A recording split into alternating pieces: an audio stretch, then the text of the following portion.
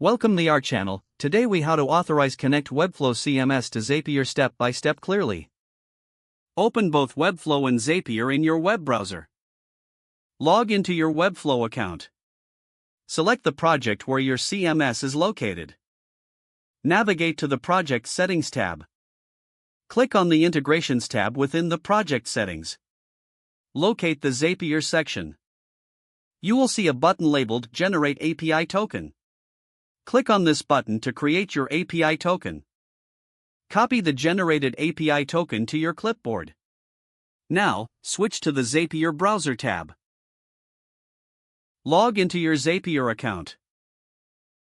Click on Make a Zap to create a new Zap. In the Choose App and Events section, search for Webflow. Select Webflow from the available options. Choose a trigger event, such as New Item. Click on the Continue button. When prompted, click on Sign in to Webflow. A new pop-up window will appear. Paste the API token you copied earlier into the field provided. Click on Yes, continue to authorize the connection.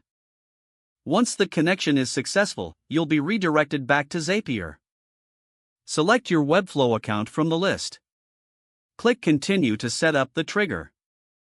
Now, choose the CMS collection you want to use.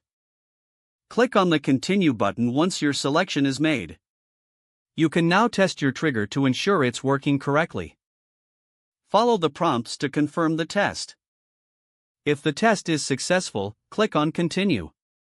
You have now authorized the connection between Webflow CMS and Zapier. Feel free to customize your Zap further according to your automation needs. Save your Zap when you're finished. You are now ready to automate tasks between Webflow and other applications using Zapier. Don't forget to like this video and subscribe to our channel for more step-by-step tech guides.